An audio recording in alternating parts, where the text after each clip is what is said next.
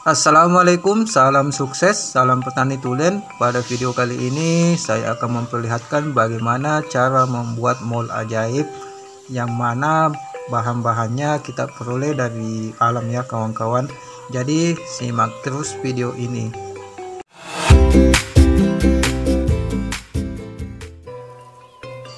Dalam proses cara membuat mall atau mikroorganisme lokal ajaib, hal yang harus kita lakukan yaitu mengumpulkan tanah, yang mana tanah ini dihuni oleh beberapa mikroorganisme lokal yang tentunya daya adaptasinya sesuai dengan lahan yang akan kita berikan mikroorganisme lokal ya kawan-kawan, dimana suhunya sudah sesuai, kelembaban tanah juga sesuai, sehingga mikroba yang kita gunakan tidak perlu lagi beradaptasi dengan lahan kita karena sesuai dengan kelembaban dan suhu tempat dia hidup di alam ya kawan-kawan.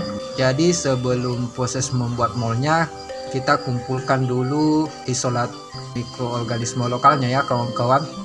Jadi syarat untuk mendapatkan mall ajaib itu yaitu kita mengumpulkan dari beberapa tempat ya kawan-kawan, atau beberapa titik, yang mana di titik tersebut banyak dihuni oleh mikroorganisme lokal. Contohnya di bawah pohon bambu, karena di bawah pohon bambu banyak mengandung mikroba ya kawan-kawan, sehingga kita ambil tanah yang ada di bawah pohon bambu. Kemudian titik-titik yang lain itu kita ambil dari bawah pohon besar, karena di bawah pohon besar itu banyak mengandung mikroba, yang mana mikroba ini tidak pernah terkontaminasi dengan pestisida kimia maupun pupuk kimia ya kawan-kawan, sehingga mikroba-mikroba yang ada di bawah pohon besar itu begitu beragam dan begitu masih alami ya kawan-kawan. Kenapa kita harus ambil di bawah pohon besar? Karena alasannya di bawah pohon besar itu biasanya lebih banyak mengandung humus ya kawan-kawan. Kemudian kita lihat dari pohonnya juga, dia besar begitu karena tentunya ada sesuatu yang membuat dia bisa bertahan lama, tidak ada gejala serangan hama, dan dia kebal terhadap keadaan ya. Jadi daya tahan hidupnya itu sangat kuat ya kawan-kawan. Alasan salah satu daya tahan hidup pohon kuat itu karena ada mikroba yang memperoleh beberapa, baik itu hormon tumbuh, enzim, ataupun toksit ya. Dia mengeluarkan toksit yang bersifat racun bagi patogen pohon ya kawan-kawan, sehingga mikroba-mikroba inilah yang kita bawa pulang, kita kumpulkan, kemudian kita jadikan mall.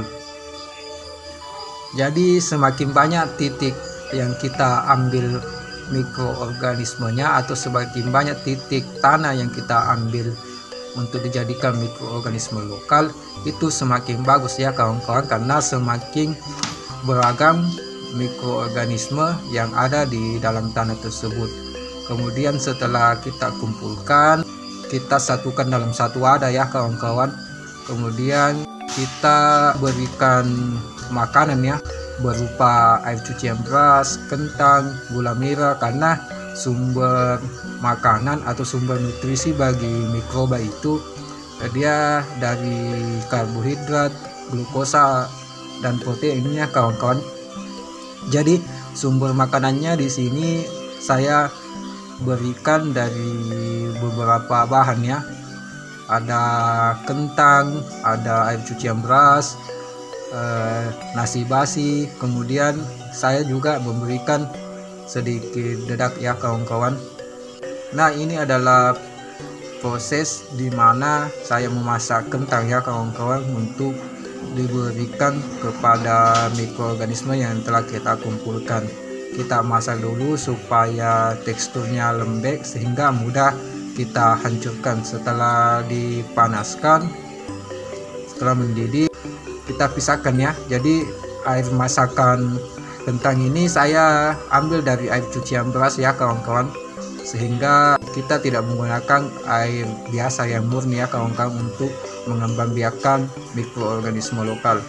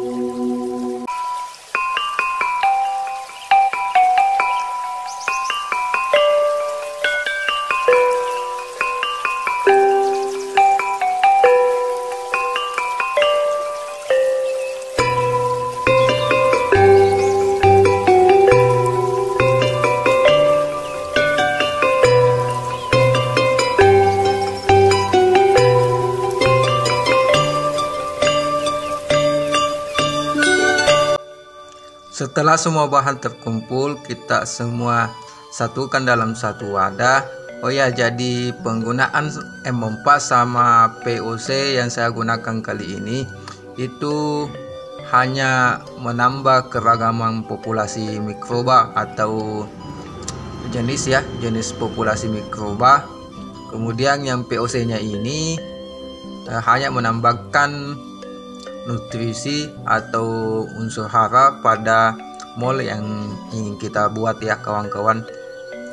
Meskipun tidak ada M4 ataupun POC, itu tidak jadi masalah ya kawan-kawan, karena kita hanya membutuhkan nutrisinya sama mikroba yang berada pada M4.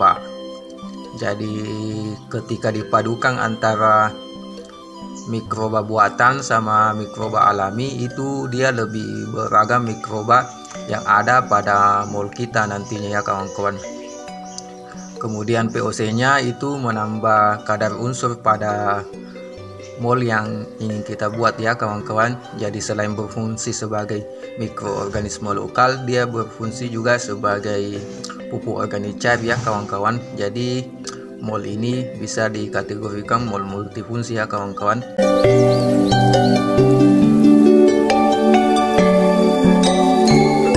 Tanpa M4 pun dan POC itu tidak jadi masalah ya kawan-kawan, tidak harus mesti ada. Oke, saya gunakan M4 itu sekitar 4 botol dan pupuk organik cairnya itu saya gunakan 9 botol. Jadi kawan-kawan tidak perlu memberikan pupuk organik cair ataupun M4 ketika kawan-kawan mau menggunakan mikroorganisme lokal ya kawan-kawan. Jadi saya tambahkan juga tanah. Tanah ini saya ambil dari bawah pohon besar juga ya kawan-kawan. Untuk melihat cara pengambilan saya, kawan-kawan bisa lihat di video sebelumnya ya kawan-kawan, tentang bagaimana proses saya mengambil mol ajaib dari bawah pohon. Oke, selanjutnya setelah semua bahan baik itu mikroorganisme lokalnya ataupun makanan bagi mikroorganisme lokalnya terkumpul, disatukan dalam satu wadah yang cukup ya, yang cukup volumenya. Kita masukkan juga kentang yang sudah kita rebus, yang sudah dingin, kemudian kita hancurkan atau haluskan dan masukkan semuanya dalam satu wadah. Setelah itu diaduk merata dan kita tutup ya kawan-kawan. Tutupnya itu tidak perlu rapat juga ya kawan-kawan. Setelah itu kita diamkan kurang lebih 1 hari ya kawan-kawan, 3 hari lebih bagus, dan mol ajaib siap aplikasi ke lahan kita ya kawan-kawan. Untuk cara aplikasinya kawan-kawan bisa lihat di video berikutnya. Wassalam.